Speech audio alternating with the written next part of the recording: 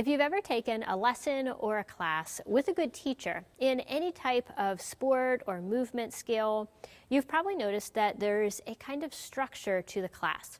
Maybe there was a warm-up, and then you worked on a skill building or strength building exercise, and then you had a cool down. Structure helps to keep us on track, keep us focused, and make sure that we're actually working on the things that we want to practice and improve.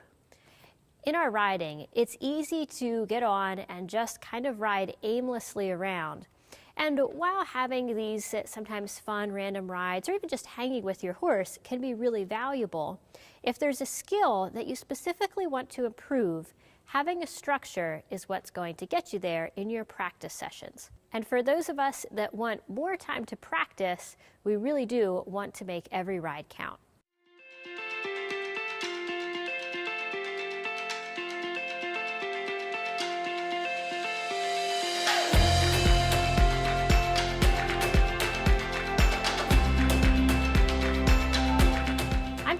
You're watching the weekly show here, and today I want to share a structure that I use to plan my own rides, my training sessions with horses, also the lessons that I teach when I'm working with my clients, whether it's a one-on-one lesson or whether I'm teaching a riding class. And this structure is also exactly what I use in my new book, Stay in the Saddle, 67 Exercises for a Horse and Rider. And I really feel that having this type of structure will help your practice sessions immensely.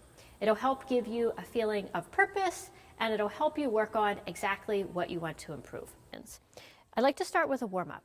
And the warm-up's really important not only for preparing your body, but also to make sure that you're in a calm and a present place before you begin your ride. The warm-up can be something that you do before you mount up, and it also can be something you do in the beginning of your ride. Really, I like to do both, and there's many exercises that I share, for example, in the book, that you can do both places. One of these I'll tell you about next week in that video, and that's going to be the body scan. It's a great exercise that you can do before and during the beginning of your ride, but there's always this warm-up phase. And then next, I like to do something that's specific for me as the rider or for the person that I'm teaching. So it's something that builds your skills as a rider. This might be just working on your posture and improving your seat. It might be working on better rein contact. It might be improving a certain skill with steering. For example, learning to use your outside rein or be more accurate with the timing of your inside leg, asking for bend. But it's something that's going to build your skill as a rider.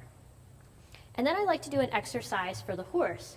For these training exercises, I use a lot of patterns. So those classic patterns like doing serpentines, doing figure eights, doing circles, but also some more interesting and maybe patterns that you haven't seen before. Some unique ones like the teardrop pattern, like using weave poles, like starting to go over cavalettis or jump grids.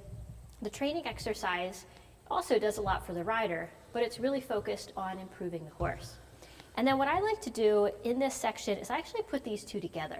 So I will often then do the exercise that I was working on for the rider along with the pattern that we chose for the horse.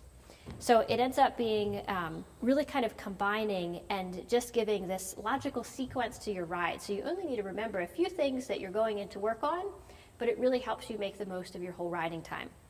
And then it's always really important to have a bit of time for reflection as well. And this is where you're going to just think back to what you felt during your ride, what worked, what didn't work, and what do you want to remember for the next time.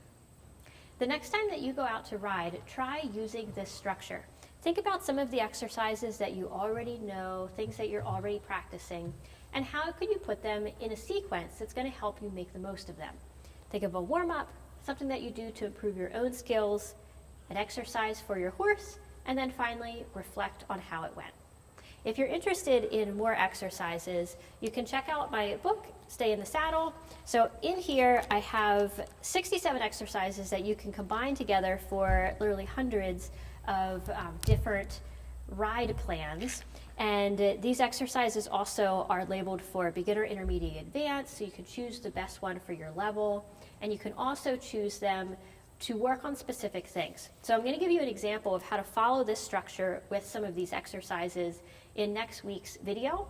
We're going to go through a problem a common problem of leaning too far forward, which often comes along with maybe being a little nervous or being anxious when you ride.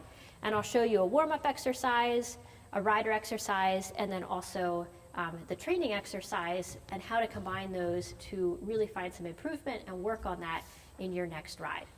If you're interested in learning more about this book, which is actually way more than just a book because we have video tutorials to accompany each one of these, there's a link down below where you can learn more.